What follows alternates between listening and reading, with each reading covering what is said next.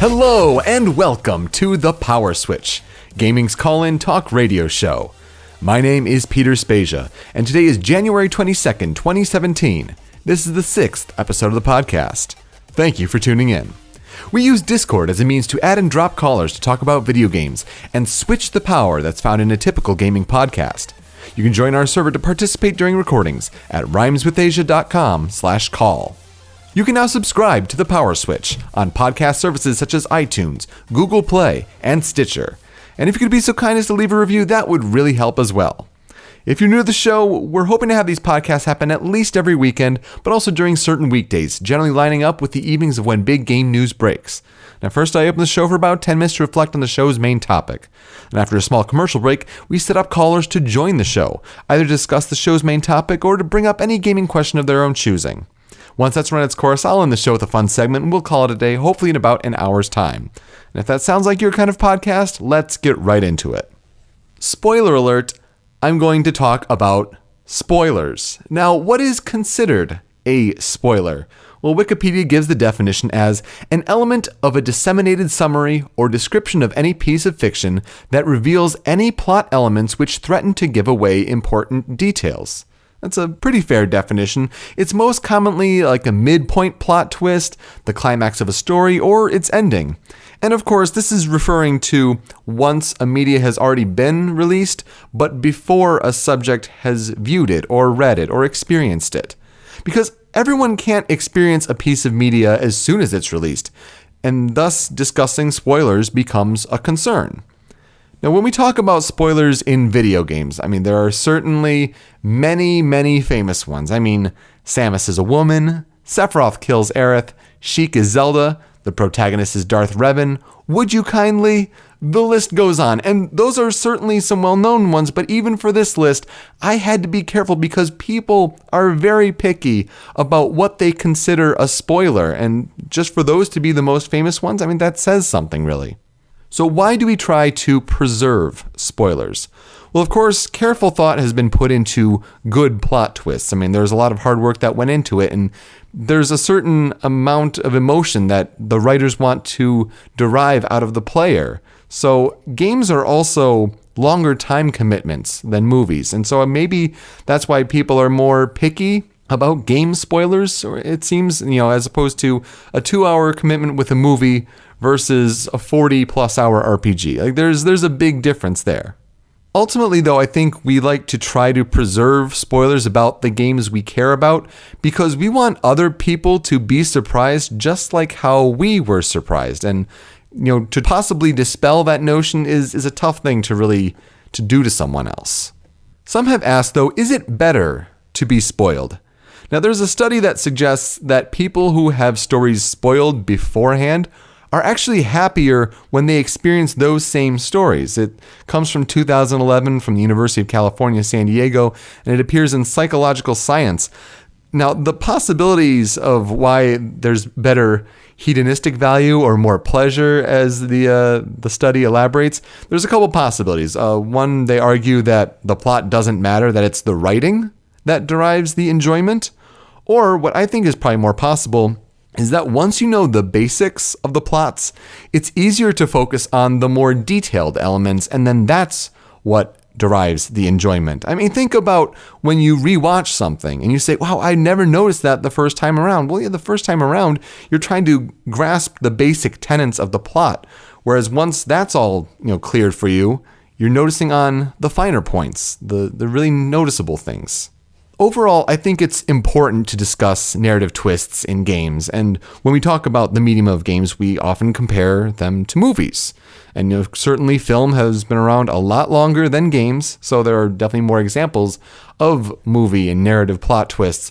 Of course, you have Darth Vader as Luke's father, Rosebud as a sled, Tyler Durden isn't real, and Bruce Willis's character was dead all along, and again, those are just the famous ones. But do these more well-known spoilers depend on the media's mass popularity? Or certain, let's say games, for example, are really key plot twists from not as well-known games? Are those tougher to spoil, or something that we don't want to spoil as often? Or is something like a big Star Wars twist, is that becoming common knowledge because of its big mass market appeal. It's something maybe to consider. I think the real question I want to get down to is, how soon is too soon? When it comes to games, is it okay to openly discuss the killer in Heavy Rain? What about the linchpins of the mysteries in the Professor Layton games? Maybe the intricacies of the happenings in the plot in Undertale? If I had to argue for a certain time period, I would say 1 year would be the statute of limitations for me for talking about a game's spoilers openly. Let's say particularly on social media. Because if you get posts saying like exactly what's happening on social media, like right as you're playing it, and people discover that, like you're kind of coming off as a bit of a jerk. There has to be a certain time period before, it's acceptable. And certainly that will range for different people, but I think it also depends on how committed you are to talking about games and thinking about games and having these conversations about games. And certainly if you're listening to and considering calling into this show, like that's important for you to stay up to date and know about these games. But of course, you want to give yourself that buffer time. And that's why I think a year after release is pretty fair. And of course, using spoilers on social media as a means to be vindictive and to get after somebody, that's never acceptable. That's just mean. So it presents an interesting case actually recently for The Legend of Zelda Breath of the Wild.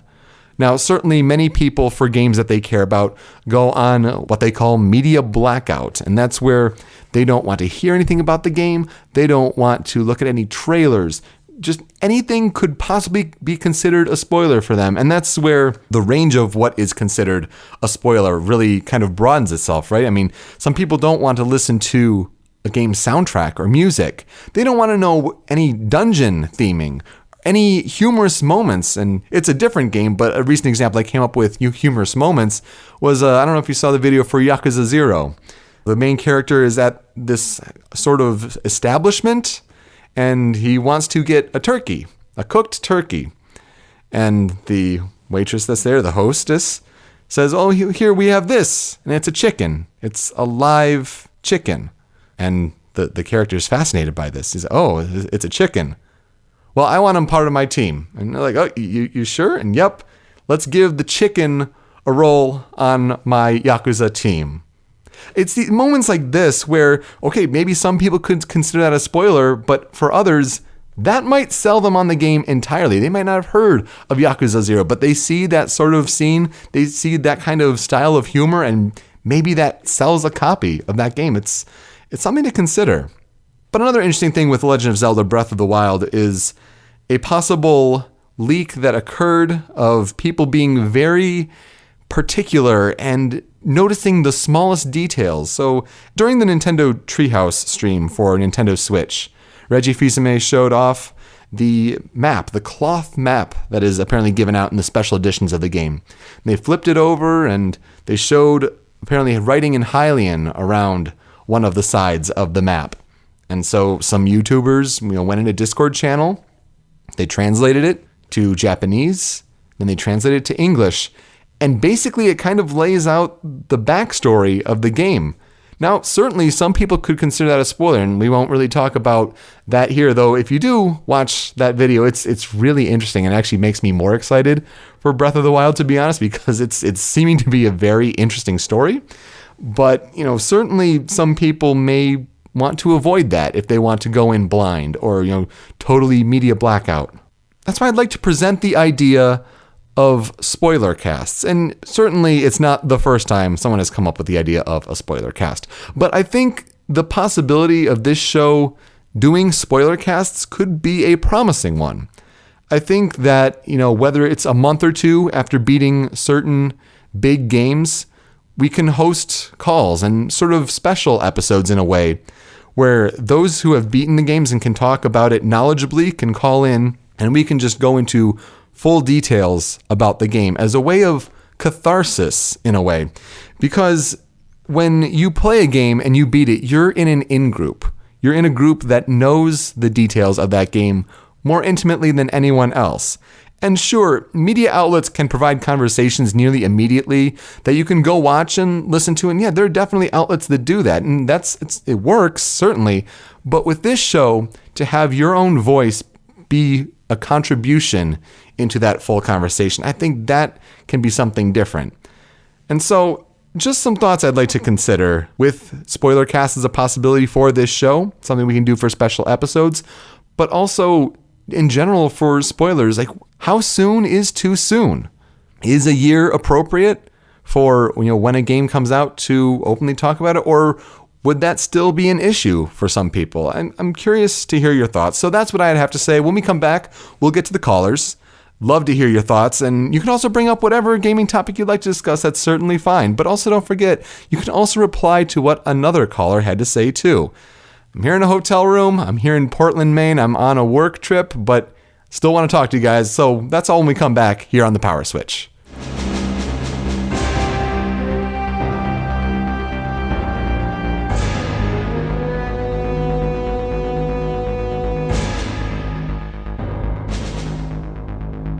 Welcome back to the Power Switch. I haven't gotten any complaints yet from people surrounding my hotel room. The walls aren't hopefully too thin, but we'll still take some calls. So let's see what you have to say.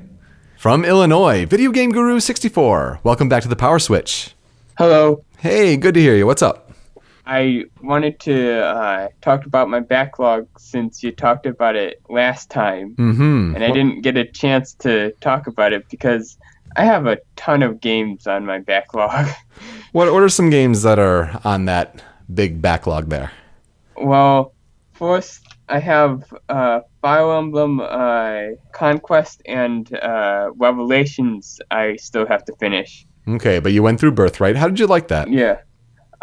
Birthright I really like, but I can see the flaws in it, and Conquest is kind of looking like the same game, but only flipped.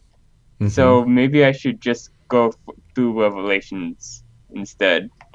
Well, maybe. I mean, I think Conquest would provide, a certain perspective of the different characters on the Nor side there. And apparently Conquest is also way harder. I only got so far through Birthright, not even that far at all. I think it was not too much past the initial decision. So I kind of, wimped out there. But I hear good things about Revelations, but I don't know, maybe at least try Conquest on a lower difficulty. I was thinking casual and the lowest difficulty that it can go, because on Birthright I did do classic and maybe hard for a few chapters and then went down to normal. Yeah, I don't think there's any shame in that. I mean, the Fire Emblem games are notoriously hard with that, and I'm someone who has no problem with playing on easier difficulties. Yeah. And then I have Dragon Quest VII that I have to complete, kind of. Yeah, and that's a long game. I know. And then I picked up Dragon Quest VIII this past weekend. Boy, yeah, it's probably a good idea. I mean, you don't know how many copies they'll sell or how many copies will be available. I mean, it's good to have just for the collection, but man, those are definitely meaty games on 3DS. Yeah. And then from 2015 or 2016, early 2016, I have Mario and Luigi Paper Jam. Oh, I still haven't finished. And Bravely Second, I still haven't finished. So, yeah, I still have a lot of JRPGs on my 3DS. I mean, I don't have the Dragon Quest games, but you mentioned Bravely series. I have Bravely Default, haven't touched it yet, been meaning to. That game's got a great soundtrack. But also Shin Megami Tensei 4. That's another one. I have it, haven't started it yet. Really should do that. I have started it, but I haven't finished it.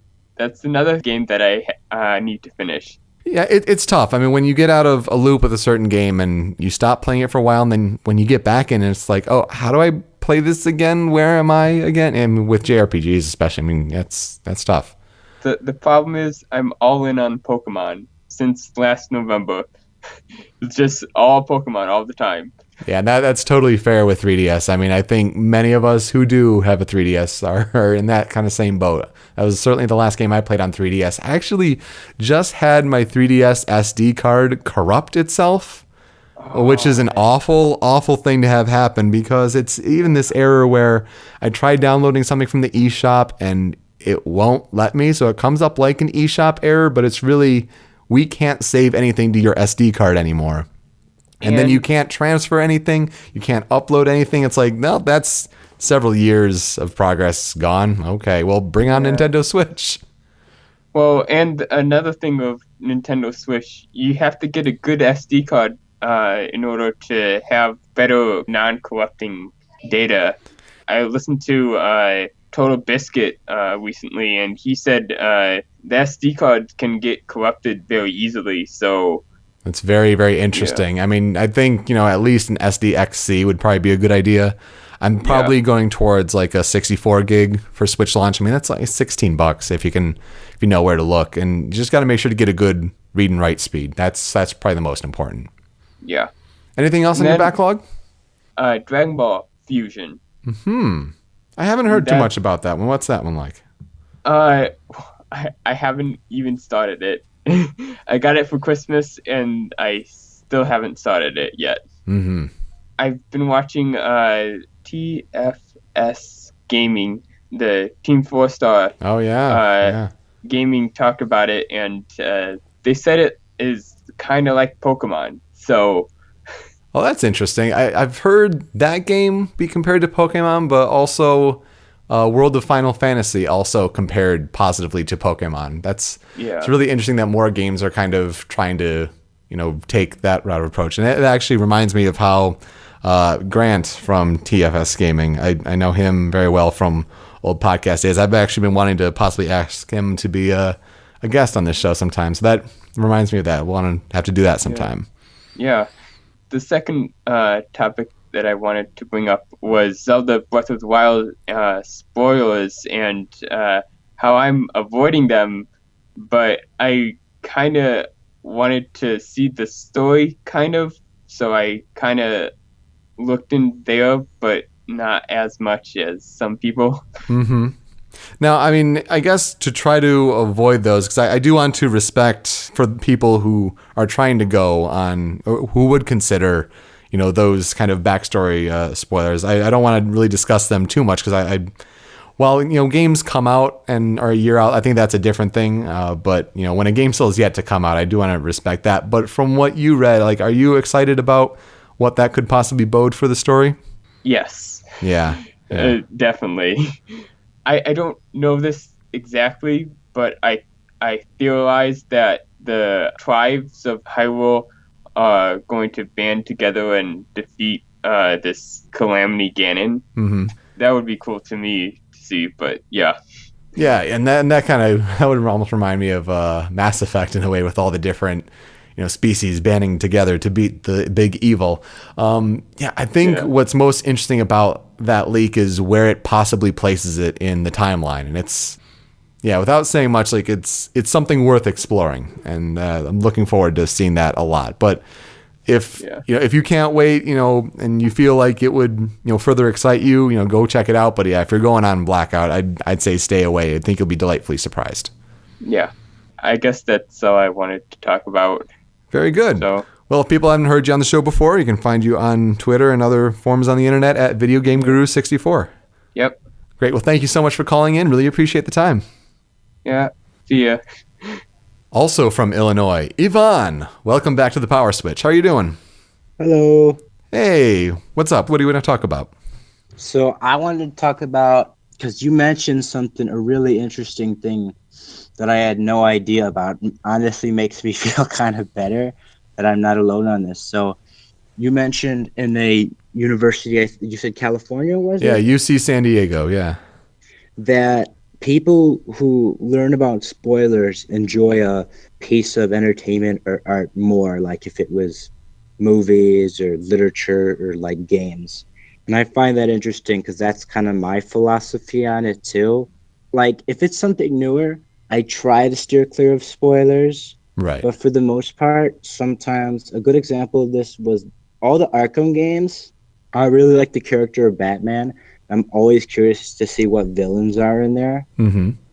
Oh my goodness. So the night before I was even allowed to play the game, because I was like 7th grade and I got the game, I was like, so excited. I was like, nope, you got to go to bed. It's late now. And I'm like, why? And so... Was this Asylum or City? City. Oh, wow. Okay, yep. And I looked up the whole damn plot, and I'm like, this is awesome. And then I played it. I did not care. I'm just like, this is fucking awesome. Because well, I don't know if anybody's played the game, so I don't want to spoil anything. Right, So I right. won't. Arkham Knight, story-wise and gameplay, it's still a fun game. Still, there was cool villains I like to see, like the serial killer mission I really like. Again, I won't spoil who that is, but I was like, that was a really cool, like obscure character. And I don't Yeah, think just, Origins gets enough credit, but that was a really good story if the gameplay, was a bit derivative and just the same.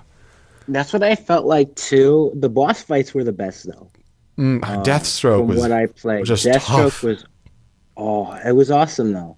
And okay, I'm sorry. Like, this is what I mean. So, like, I think it's okay to say that, like, you fight Deathstroke in Arkham Origins. Like, I'm sorry, it's been more than 3 years. It's a boss in the early to middle part of the game. I don't think it, is crucial. But, like, to say that, like, the one boss that you fight and is really tough and you have to block, like, I shouldn't have to say that. I think this is part of the conversation. Yeah, no, I just thought it was a cool boss fight. No, it was great. Yeah. But yeah, in other cases too, like it's very not important, but it helps for sure. Like even if it's especially RPGs, I think really big open world games. Because I'm someone who I play a game and I don't play the whole game. I move on to the next one because of my, attention span and because I still want to try to experience, whatever I can. Right. Yeah. Ultimately, I don't think spoilers totally ruin something. Look at adaptions, for example, like a book. I hear a lot of people complain actually how they don't stick to the book. Right. Sometimes. That's a good point. And it's like I think part of that is because if an idea is done well, it's one thing if it's an idea like this happens. It's the execution of that idea that matters. Like in Arkham Origins, okay? So the part where a certain villain is revealed. So I thought that was kind of cool how they pulled it off because it was like, I kind of knew, I didn't get to spoil, but then like right before it happens, I kind of know and I was like, oh shit. Yeah. And then he pulls, and I was like, oh wow. Like the music, maybe sometimes how the music is, just the overall execution. Yeah, certainly players, when they become experienced enough with, I think, media as a whole, and, certainly movies help with that, books help with that. There aren't many games that are very bold when it comes to taking the risks with the narrative. So narratives can become predictable. And so, when something comes out of nowhere, to say BioShock Infinite's ending, like not many people saw that coming. There was certainly a lot of foreshadowing as to, what happened in BioShock Infinite. But at the same time, to really be surprised by that, those moments don't happen too often. So yeah, when you mention, that you could kind of see it coming, I think that kind of leans towards that. Like and especially if you're familiar with the canon, as it were. Of what, Batman? Yeah. Or just yeah. And again, it's like people watch Let's Plays, and it can be argued that, that can spoil it. But the thing about games is that an idea is an idea, but like if it's implemented into a game, you like play it. Yeah. That's the whole point. You can watch a game, but if you're watching it, you're not playing it. So you're not really experiencing it. You know what happens, but you're kind of just watching. You're not really there for the ride. It's back to what I was talking about before in the main topic there, but there are certain games where like I'd hate to spoil it for some people, and like I wonder what's the difference there. Like the Zero Escape games, like I could say to drop some spoilers, but they'd make no sense out of context. Plus, I would also want players to experience that. But would I love to talk about those unfettered? Well, sure, but at the same time, like it's also a niche sort of game, and some people, there's a lot of people that still have yet to play it, and would I want them to? Yeah, sure. When it comes to looking up the games that you're really interested in, just kind of diving in, like, do you actually spoil like full plot details then, or how far in do you go? So I don't go too far, and I'll look at certain like key moments and stuff, like not like, but I don't go like, and then this happens, and then this happens. Like, this is not video games, but like comics. There's a lot of reviewers who spoil. They just run down the comics, and I like them, but I don't always watch those videos. But I think they're necessary if you want to get your feet wet in the comic, or if comics have a lot of continuity crap going on, and they change continuity and reboot constantly. Mm-hmm, And right. so yeah. So, but you're not looking up like the ending of the game. I don't look up the ending always. Like, I don't look up the exact ending. No, I just wanted to see what villains were in Right. freaking Batman. Yeah, I wouldn't look think up the that's exact- fine. I did get the ending spoiled anyways because my freaking brother. Oh no! See, yeah, when people do that just to be mean, like that's no fair. Like that's No, he actually. So he forced me to watch the video. He was younger than me, and and he's like, "Do it, or I'm gonna." I forget what happened because he was like daring me. I don't know. I think he dared me to do it, or because then he'd like get mad at me or something. It was really oh annoying. man. I'm like, fine, and then I watched it. I'm like, what the hell? Yeah, that's a weird one to see total out of context. Hell, man, thanks. And then he got it spoiled too, and I'm like, yeah, you got spoiled too, you little. Yeah. So I think there's definitely different kind of ways of being spoiled like that. When it came to this study, like they were given short plot descriptions, including the ending, and there were different types of stories. Like there was one like mystery and certain things like that. So they were aware of the ending. But yeah, when it comes to games you're excited for, I mean, I think there's no problem with going into the hype culture of it. For Persona 5 in particular, like I've downloaded the soundtrack. I listen to that, every couple days at least. I'm aware of the types of different dungeons, but I don't look up the different plot elements. I mean, I'm keeping myself, moderately in check. And, part of that is like, don't look at YouTube comments. Like people on YouTube will be jerks and spoil things unintentionally. And if that's something you're worried about, stay away from that. An example, because you mentioned Zero Escape, which is like point and click. You want to talk something that I would never want spoiled? It's Telltale games. Oh, yeah. Because those are really important. That is a part of the gameplay, making decisions. And it's kind of like, what's the point? Oh, and especially those cliffhangers at the end. In Batman, the Telltale series from this past year, like there are great spoiler moments that come from those cliffhangers. And it's just like something like I'd want to talk about that with people, but like it's still too new and it's still a big part of the game. The story is everything with Telltale. Yeah. Because I'd agree with that. I've only played 2 Telltale games. I played Batman, which I beat, and it was fantastic. I thought, like I said, I don't think it'll ever live up to Arkham, but you can't with Batman. It was his own thing. Took liberties with the canon. Was really, really quite good. Then I played Wolf Among Us was the other one. Yeah. Both comic book adaptations, both great. Both worlds I'd love to jump back into for next season. I don't think we'll get that with Wolf Among Us.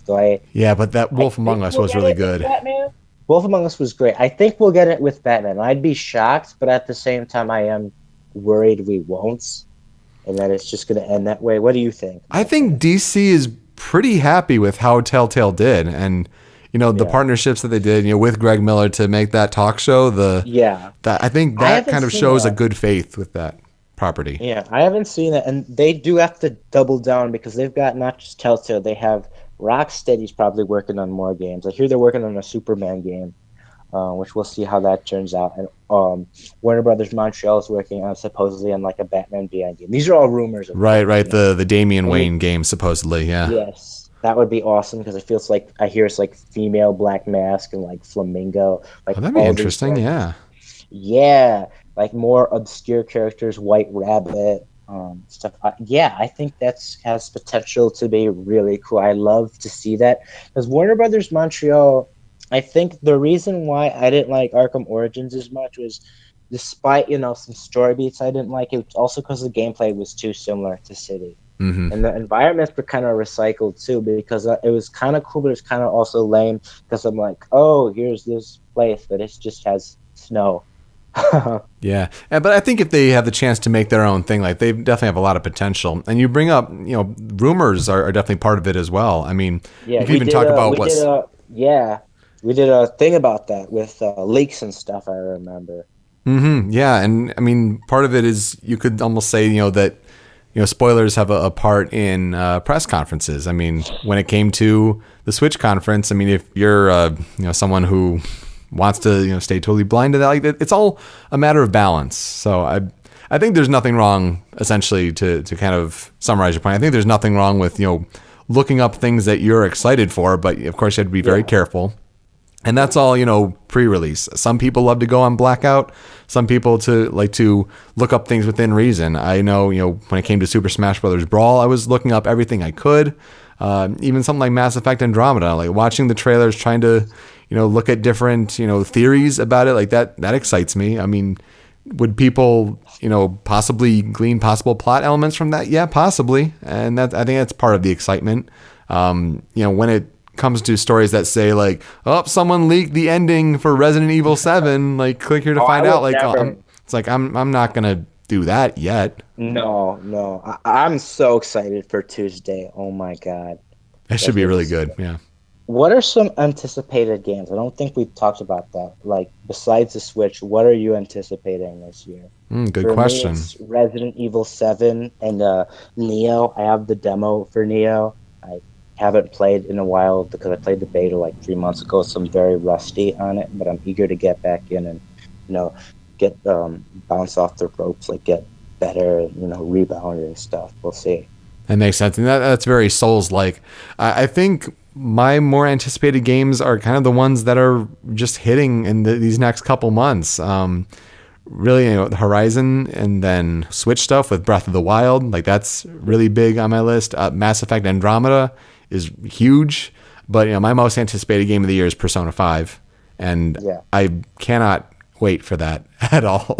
These delays have just toyed with my heart. I haven't never played a Persona. I played Persona 4, but my Vita got sold to, again, my brother. Oh, man. Your brother is... You got to stop putting a crimp on your style here with video games. And it's funny because they're talking about the 3DS. That's what he sold it for at the launch of the 3DS when it didn't have any games. Like, what the hell are you doing, Stefan? Well, you got some ambassador games, so great. Oh, no, I don't think we got ambassador games. We didn't get it at launch. We got it near launch, like somewhere near that. No, we didn't. Well, damn. We didn't get anything. Yeah, I'm like, Stefan.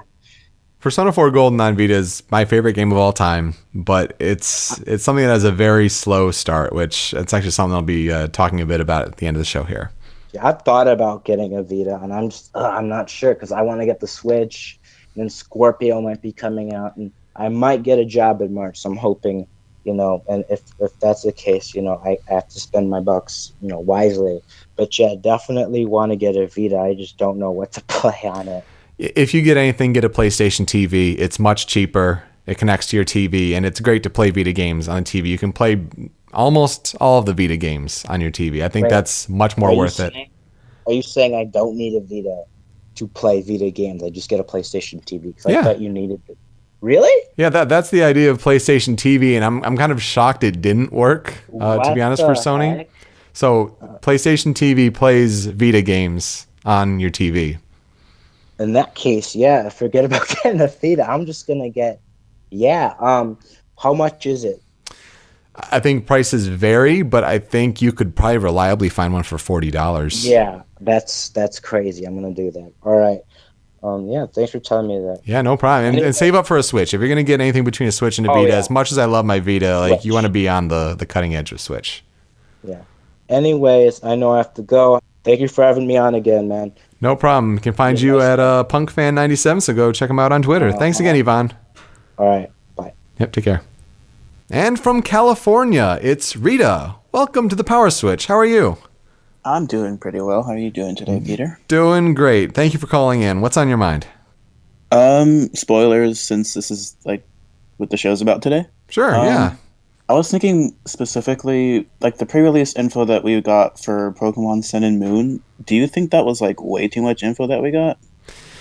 Yeah, I think it was a great way to roll out information, but by the end of it, when you start talking about, you can battle red and blue, like that, I think went too far.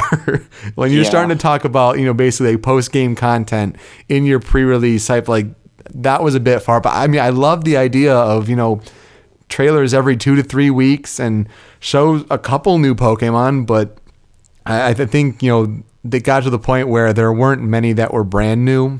And of course, part of the discovery with Pokemon is discovering the new creatures. I think their heart was in the right place, and it was nice to see that kind of marketing effort from Nintendo. But yeah, I think for pre-release, it got to be a bit too much, even for those that were, eager to look up new info. Definitely. From a different side of the coin, do you think they were doing it just because of spoilers? Like, they know their fans are very dedicated to the series, and rather than have it be spoiled by somebody on the internet with a review copy, let's say, do you think they chose to do it themselves just to avoid I don't know? I mean, yes and no. I think if that were the case, I think they would have put out the whole Pokédex on their own whim, because obviously with Pokemon games, they'll root through the data, they'll come up with the Pokédex. They always find the mystery event Pokemon that are later down the line. I mean, Wahoopa was the example. Volcanion was another one where it's Nintendo's oh, these don't exist yet. We don't know what you're talking about. Blah blah blah.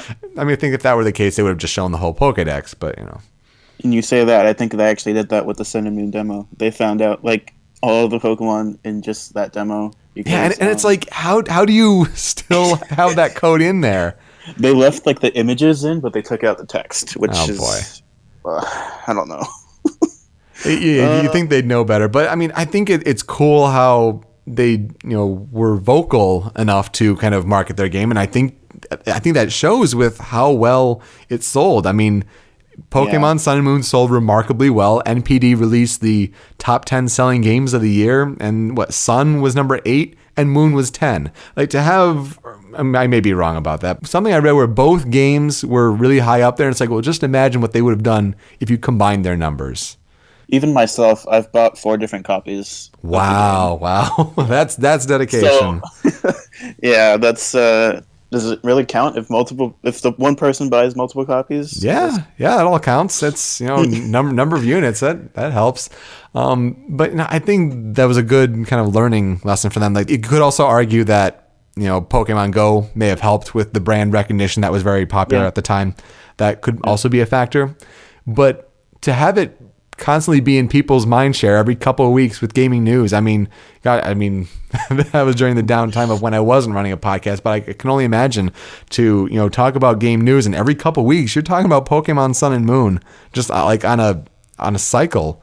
I think that really helps, keep the game, fresh in people's minds, and that I'm sure that helped with sales. But I agree. I think they went a little too far.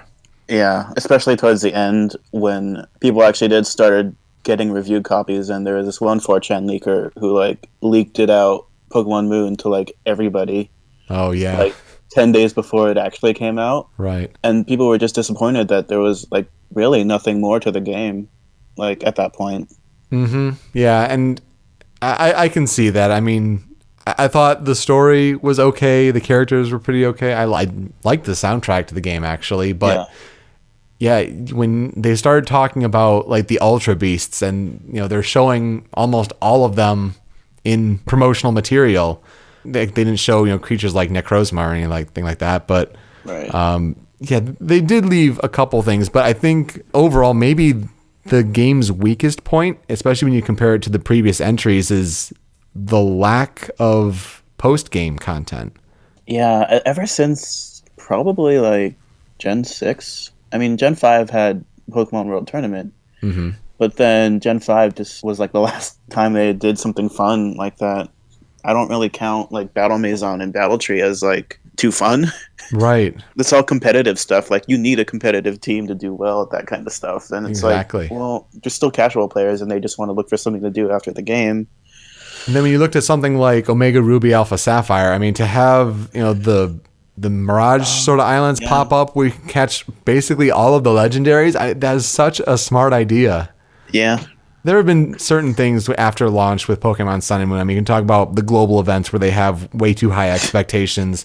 That's ridiculous. Or it's almost the end of January. How is the Pokemon Bank functionality not sorted out yet? What's the deal with that? So little things like that, I think, they could learn a better lesson going forward. Maybe they're just devoting all their work to Pokemon Stars for Switch. One can hope. I was kind of disappointed we didn't get any of that info during the presentation. Yes, but at the same time, I think the logic still stands that they want to sell more copies of Sun and Moon. Like, it's only a couple months out, and you don't want to cut the sales out when it's still selling lots on 3DS. So I guess I kind of get that, but it's the whole wait for E3 thing. So I think there were a lot of lessons that they learned, possibly with spoilers. But at the same time, like, I hope at least that they figured out that keeping the marketing going and consistent really helps to sell copies, especially for those that are eager for information. But have people dig for spoilers if they want them. Don't provide too much and have the people possibly disappointed. Yeah, I mean, it definitely helped me because I ran a Pokemon podcast, if nobody knew that, with my friend, and during the whole time that the information was coming out, we had stuff to talk about, and then as stuff stopped coming out, we just stopped doing the show because there was nothing to talk about anymore. Oh, man. Yeah. So there was a good moment for that. I mean, for me, I guess. But yeah, I mean, that's really it for Pokemon, I think, for a while now. Yeah. I'm kind of spent with Pokemon.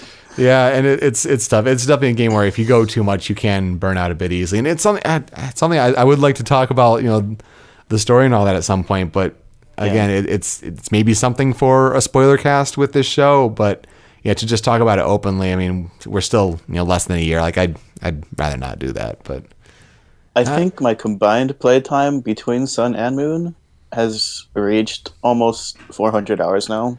That's amazing. Yeah. Kudos to you. I think I only could put in 30 on Moon. And 50 hours was like the main playthrough. Yeah. I don't know. Yeah. I'm tired. Tired and a little tired of Pokemon. Well, anything else? I mean, where can people find you on the internet, Rita? You could find me on YouTube at youtube.com/moebeatus. I upload Hatsune Miku videos now because I got a capture card recently, actually. And for some reason, the PS4 doesn't let you record certain games. I guess a good example would be some games with, like, intensive cutscenes, I guess, like that they don't want out on the internet. Yeah, they do block the recording. Those. Yes, they do block those. And one I did notice was when you beat Final Fantasy 15, the title screen changes. And so it's like every time you boot up the game, it's like, oh, we don't want to show you the title screen. Like, oh, okay, all right.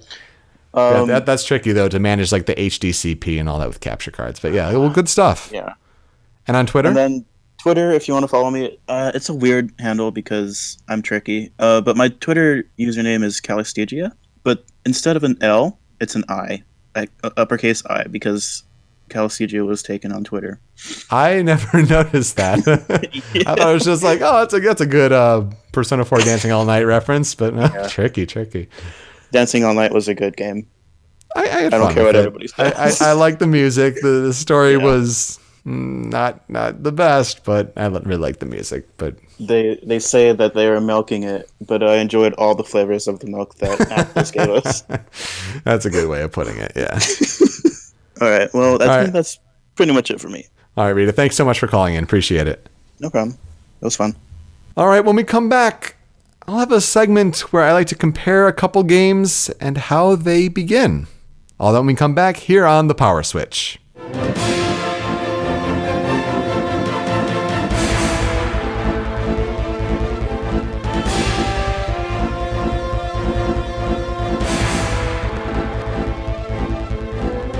Welcome back to the Power Switch.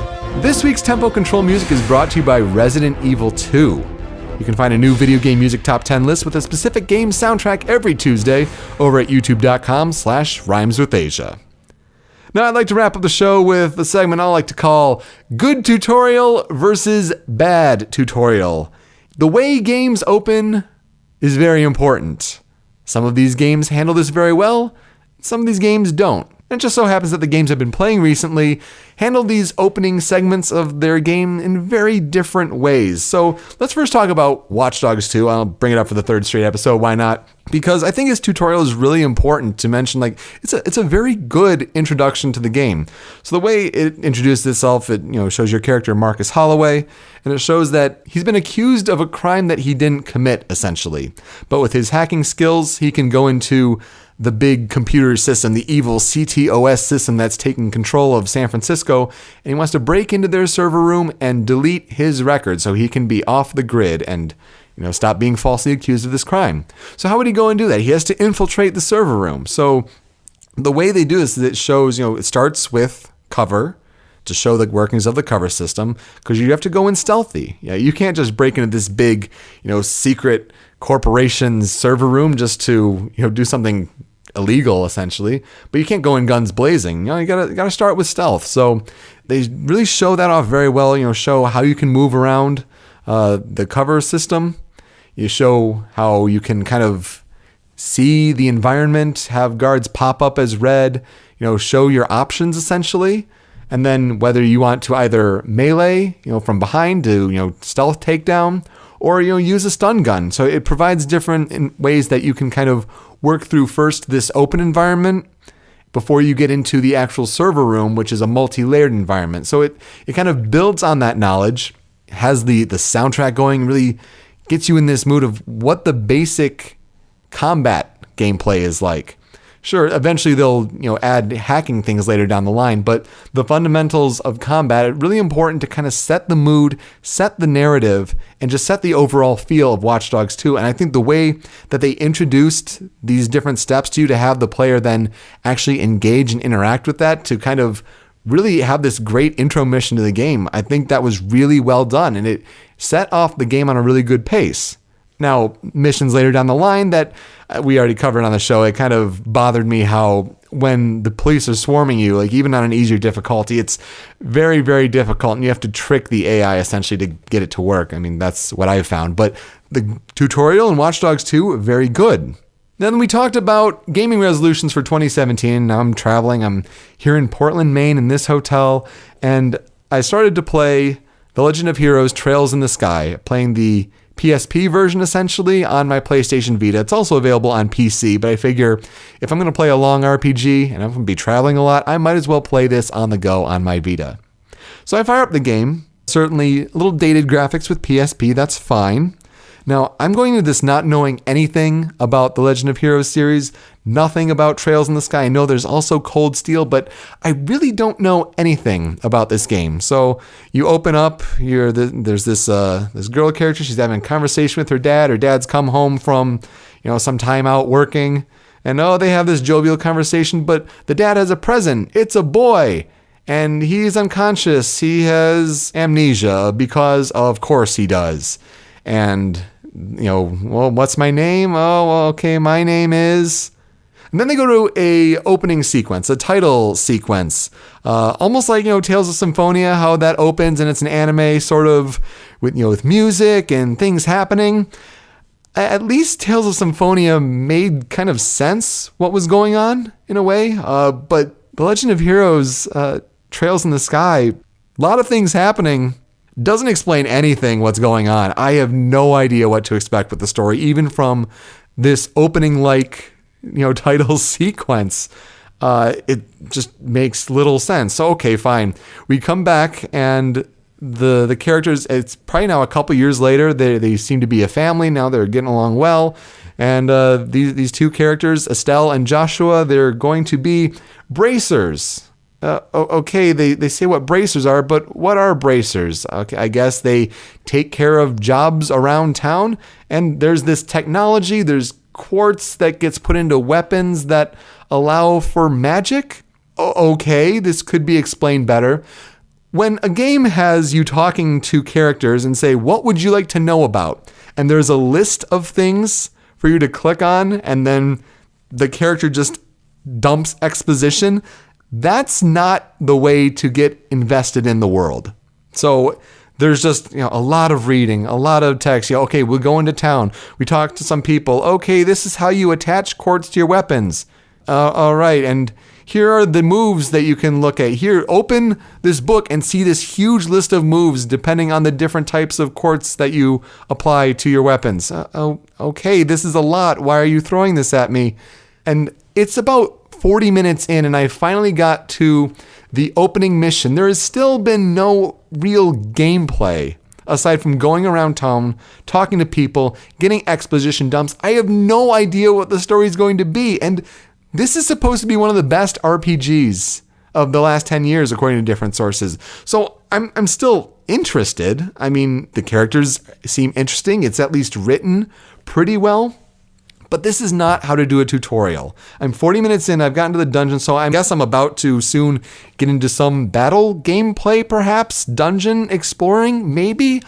I don't know. I still have no idea what the battle system is like. There's no sense of an overarching threat. These characters are just learning how to be bracers. So that, I would say, is a bad tutorial. I mean, certainly great games can have long openings and bad tutorials. I mean, you look at Kingdom Hearts 2, not the greatest tutorial. The very, very long intro sequence. I mean, Persona 4, as much as I love Persona 4 and Persona 4 Golden, a lot of talking, a lot of not much gameplay, very long, but man, an excellent game. So I'm not giving up on Trails in the Sky yet. But, some people, that may be a deal breaker for them because it's not a great tutorial. There's not a lot going on. So I want to at least highlight at least the differences just between those very different games. But good tutorial versus bad tutorial, I think just worth talking about. And that'll do it for this episode of The Power Switch. We are hosted by rhymeswithasia.com, and we're on YouTube and Twitch at Rhymes with Asia. Find us on Twitter, Facebook, and Instagram at The Power Switch. And you can email us questions, concerns, comments, or opportunities at powerswitchpod@gmail.com. Most importantly, to participate in future episodes, you should join our community on Discord by visiting rhymeswithasia.com/call. It's a small but growing community, and in these early months of the show, it'll be easier than ever to have your voice heard on this podcast. So I'll have to get back from travels soon, at least in the middle of the week, before I go back out to Las Vegas for the next weekend. So maybe next weekend we'll have another show from Vegas with this mobile setup, but hopefully maybe one in the middle of the week depending on what game news happens. So stay tuned to that Discord channel, to our Twitter account. We'll be posting when we host these episodes. And regardless, whether it's live or on your own time, I look forward to you joining us for that next episode. With that, I'm Peter Spezia. Until next time, switch up, call in, game on.